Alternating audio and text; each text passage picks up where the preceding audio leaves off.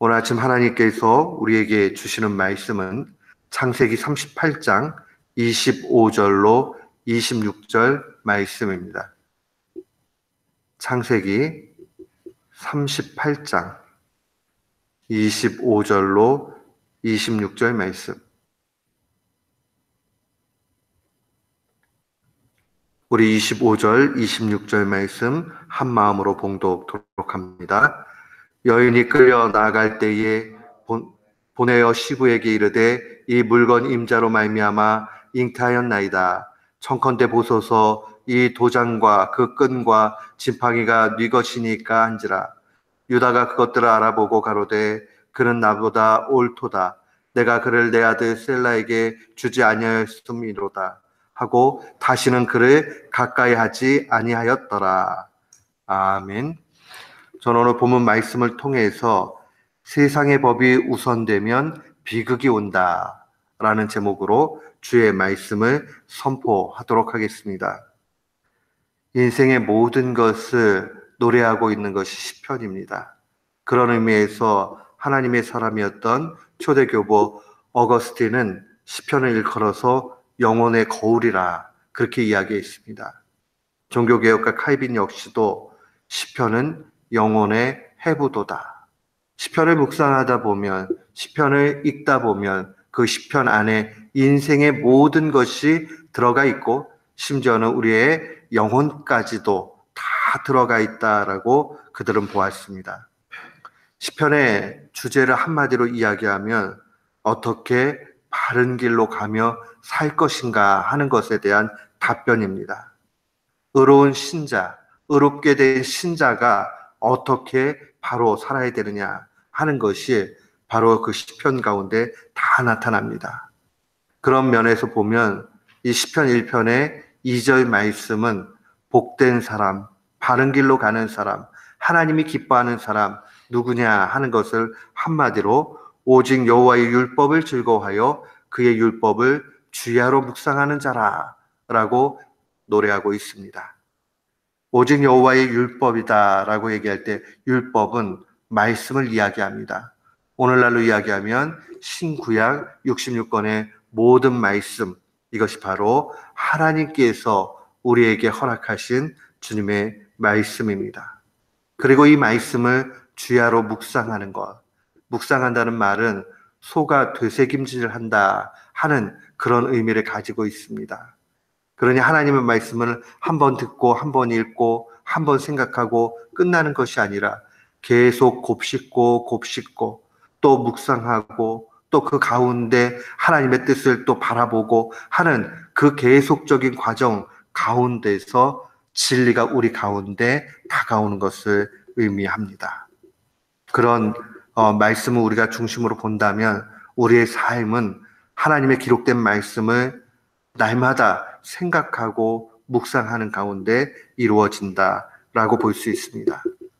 오늘 창세기 38장은 매우 당혹스러운 그러한 장이 기록되어져 있는 것 보게 됩니다. 37장에 요셉의 스토리가 시작이 되었는데 갑자기 요셉과 상관없는 이 유다의 이야기가 나타납니다. 이 유다 가문의 이야기들을 통해서 우리가 알 수 있는 것은 고난을 받더라도 의로운 길을 가고 있는 그러한 이 요셉의 길과 또 지혜로워 보여도 결국 하나님 앞에 죄가 되고 마는 그런 인간의 길, 세상의 길, 이것이 대조되고 있다는 것을 보게 됩니다. 야곱의 아들이었던 유다는 결혼합니다. 38장 1절로 2절 말씀 보면 유다가 가나안 사람 수아라고 하는 자의 딸을 보고 그를 취하여 동침했다라고 얘기합니다. 결국 그는 하나님의 말씀과 다르게 가나안 그러한 여인과 결혼하게 됩니다. 이삭이 리브가를 얻게 되는 그 길과는 너무나 다르게 갑니다. 가나안 여인과 결혼했다는 것은 그의 인생에 있어 큰 위기가 찾아온 것을 의미합니다. 하나님께서 그에게 아들을 주셨습니다. 장남의 이름이 엘입니다. 엘이 한 여인과 결혼을 합니다. 그 여인의 이름은 6절에 보니까 다말이었습니다. 그런데 문제는 하나님께서 이 엘의 모습을 보고 무언가 마음이 기쁘지 않으셨습니다. 그래서 그의 영혼을 취해 가셨습니다. 당시의 법인 수혼법, 형의 아내가 자식이 없이 혼자 그렇게 되었을 때에 아들, 동생이 다시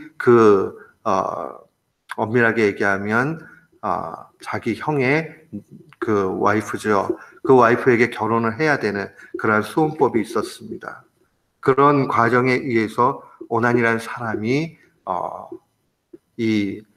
다말의 남편이 됩니다. 근데 오난 역시도 하나님 앞에 지혜롭지 못한 행동을 합니다. 그러고 나니까 하나님께서 그 영혼을 취해 가셨습니다. 이제 유다 마음에 덜컹하지요. 이제 또 다른 아들을 줘야 되는데 이러다가 죽는 것이 아닐까. 유다가 꾀를 냅니다. 11절 말씀 보니까 유다가 그 며느리 다말에게 이를 때 수절하고 네 아비 집에 있어서 내 아들 셀라가 장성하기까지 기다리라고 얘기합니다. 말은 이렇게 하지만은 하나님의 법에 의해서 수혼법에 의해서 이렇게 하지만은 그러나 그 중심에는 야 이렇게 해가지고 내 아들 살려야 되겠다라는 생각을 합니다. 다말은 이 속셈을 잘 알고 있었습니다. 그런 의미에서 이제 거리의 여인으로 변장을 합니다. 이 창녀가 되어져서 시아버지 유다가 길을 가고 있는 그 상황들 속에서 유혹해서 동침을 합니다. 그리고 나서 이 여인이 아이를 갖게 됩니다. 집안에 난리가 나지요. 그래서 유다가 이제 이 여인을 죽여야 되겠다 하는 그러한 상황들로 오게 됩니다. 그러다가 이제 5절 오늘 본문 말씀에 보면 여인이 끌려 나옵니다. 그리고 그때 유다가 시부에게 다말이 시부에게 이야기하죠. 이 물건 임자로 말미암아 아이를 갖게 됐다. 그 물건은 도장과 끈과 지팡이였습니다. 이미 그 유다가 자신의 물건을 약조물로 주고 그 가운데서 나중에 이 약조물을 돌려받고 돈으로 다시 주려고 하는 그런 상황이었는데 보니까 자신이 취했던 여인이 자신의 며느리 다말이었다는 사실을 뒤늦게 알게 됩니다. 그리고 나서 26절에 유다가 그것들을 알아보고 이야기합니다. 그는 나보다 옳도다. 내가 그에게 내 아들 셀라를 주지 아니하였기 때문에 그러하다. 그런 이후부터는 다시는 이 며느리를 가까이 하지 않았다라고 증거합니다. 유다는 땅을 치고 후회를 한 거죠. 하나님의 법을 어기고 자기 뜻대로 그렇게 갔구나. 그래서 결국 이 사단이 나고 이 어려움이 우리 가정에 왔구나.